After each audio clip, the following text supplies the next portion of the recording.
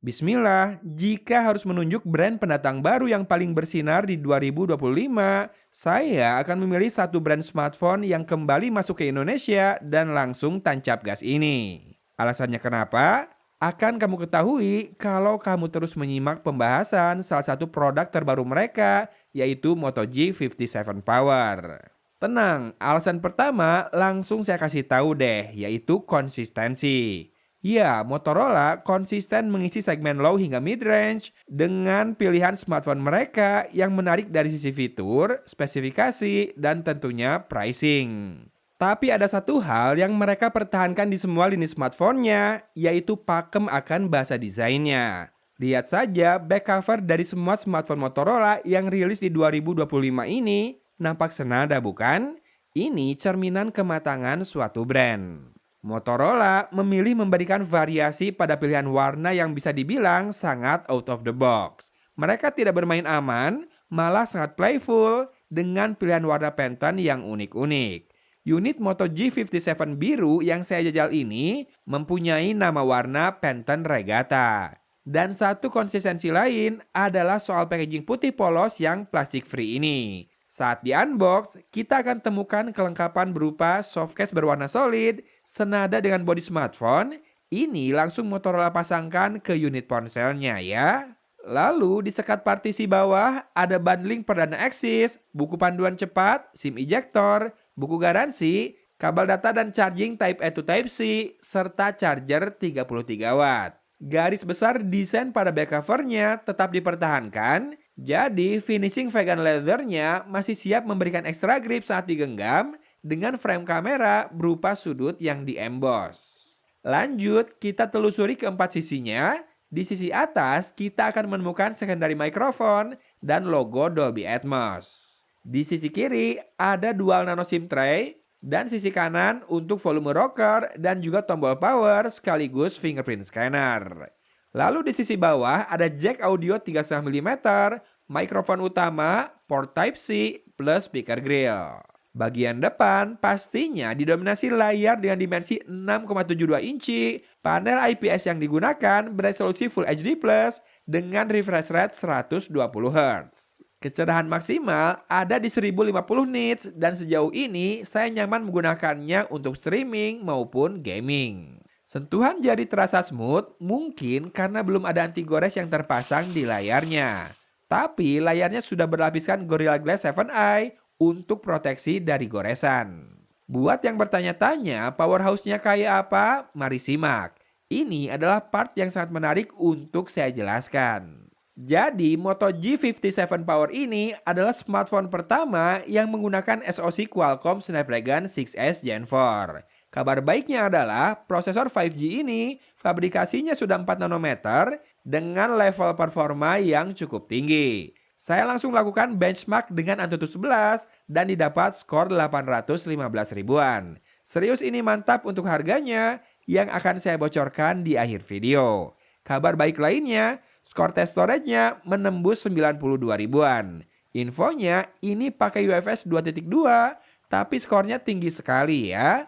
Kapasitasnya 256 GB, sementara RAM-nya 8 GB dengan tipe LPDDR4X. FYI, ada tambahan RAM bus hingga 16 GB dan embel-embel power menunjukkan ada sesuatu yang ekstra di sektor daya. Yang mana itu adalah kapasitas baterainya yang besar 7000 mAh. Betul, ini sudah pakai silicon carbon battery. Ingat, dikombinasikan dengan prosesor 4 nanometer, ini bisa tahan lama bahkan klaim dari Motorola kuat hingga 60 jam. Saya catat skenario pengujiannya di mana saya lepas charger di pagi buta sekitar jam 4 pagi dan hanya sebentar memakai WiFi untuk download Antutu dan game data PUBG Mobile. Lalu setelahnya saya hanya mengandalkan sinyal seluler alias paket data. Di hari yang sama jam 6 sore baterainya masih tersisa 49% dengan penggunaan yang sangat intens karena memang langsung saya ajak hunting foto buat menguji kameranya, lalu streaming kajian di YouTube juga, jalankan Antutu benchmark, dan setidaknya bermain 2 sesi PUBG Mobile.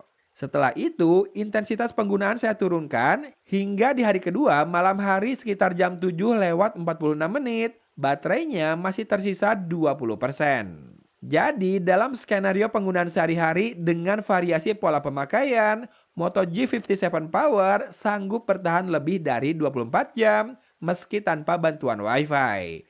Buat yang butuh daya tahan panjang, ini bisa banget dipertimbangkan. Pengisian dayanya kembali juga kan cepat ya, bisa pakai charger 33 watt yang disertakan, atau jika seperti saya yang sering pakai charger power delivery, ternyata ponsel ini masih ngangkat sampai 20 watt saat saya ukur. Kalau performa gaming, sekali lagi untuk kelas harganya ini mantap pemirsa. Di PUBG Mobile bisa dapat settingan HDR Extreme atau Ultra HDR Ultra.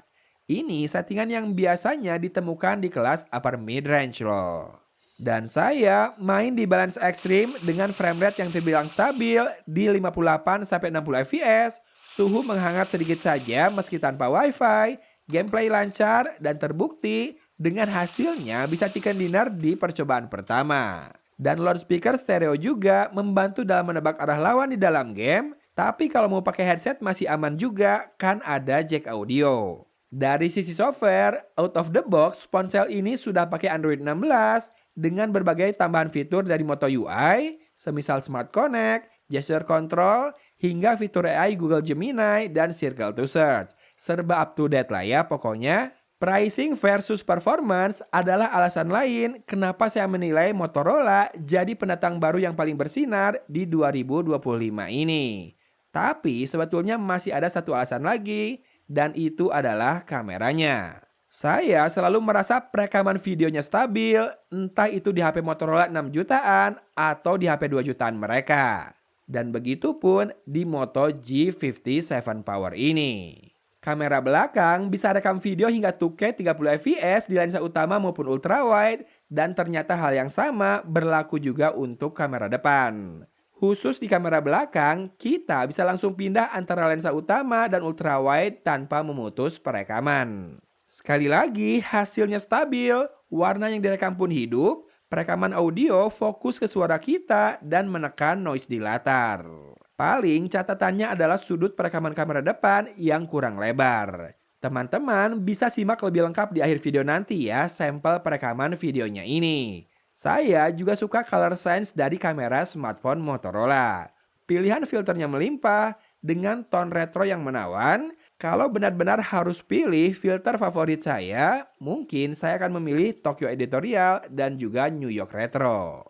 Iya, kamera utamanya sudah 50 megapiksel dan juga pakai sensor Sony loh. Tepatnya Lithia 600, dan mungkin ini jadi salah satu jawaban kenapa hasil fotonya kece-kece kayak gini. Mau outdoor ataupun indoor, saya suka hasil fotonya, tapi kayak nggak puas kali jepret gitu ya. Karena selalu pengen coba jepret lagi dengan filter yang berbeda. Lalu selfie-nya juga mantap, mode portraitnya pun punya efek depth yang natural dengan tepian objek yang masih terjaga rapi. Sektor multimedia ini saya nilai menonjol ya, terutama kamera dan audio. Meski memang tak bisa dipungkiri, salah satu nilai jual yang akan paling banyak disorot konsumen adalah baterai jumbonya. Terutama buat mereka yang gaya hidupnya terus menyala alias intens menggunakan smartphone. Oh iya, meski baterainya besar, ternyata Moto G57 Power ini ketebalannya masih di 7,99 mm saja loh. Jadi nggak bulky banget. Dan lagi, untuk masalah durability, ponsel ini punya water and dust proof rating IP64 dan lulus uji ketahanan ala militer MIL STD 810H juga.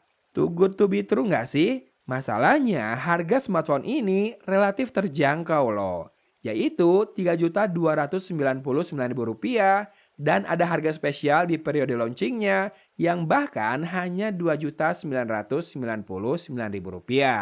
Betul, buat varian 8256 GB loh. Dapat baterai 7000 mAh, prosesor 5G Qualcomm terbaru yang sudah 4 nanometer pula, dan hasil foto yang kece-kece dari sensor Sony Lithia 600 yang akan segera kita simak kembali. So, kalau lagi cari smartphone baru dengan budget Rp3 juta dan sudah pertimbangkan semua kelebihannya tadi, jangan lewatkan tanggal launching dan first sales dari Moto G57 Power. Iya, lumayan banget kan harga spesialnya, Dan juga ada benefit hingga 1 juta rupiah yang bisa kamu dapatkan. Mau tahu apa saja benefitnya? Boleh cek produk yang saya munculkan dan juga link di deskripsi untuk info yang lebih lengkap ya. Oke, gitu aja bahasan di video kali ini. Sorry kalau suaranya serak. Dari kota Cimahi, Agun pamit undur diri. Wassalamualaikum warahmatullahi wabarakatuh.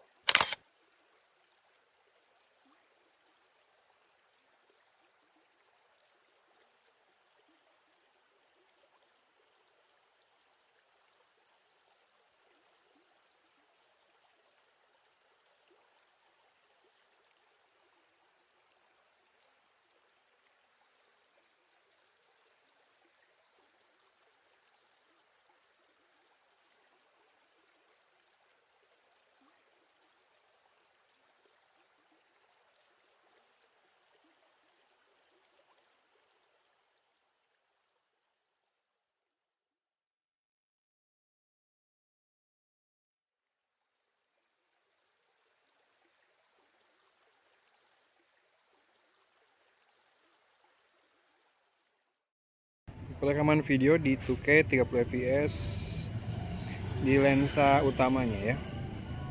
Kita coba jalan sambil panning dan juga tilting. Di sini kita coba ke lens wide. Dia bisa pindah lensa langsung ya. Oke, jadi kayak gitu. Kalau ini perekaman di Full HD 30 fps. Sambil saya gerak-gerakin, tilting dan panning sekaligus.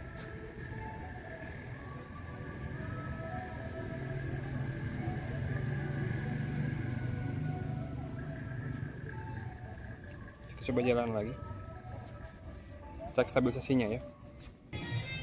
Kali ini tangan saya lebih bebas.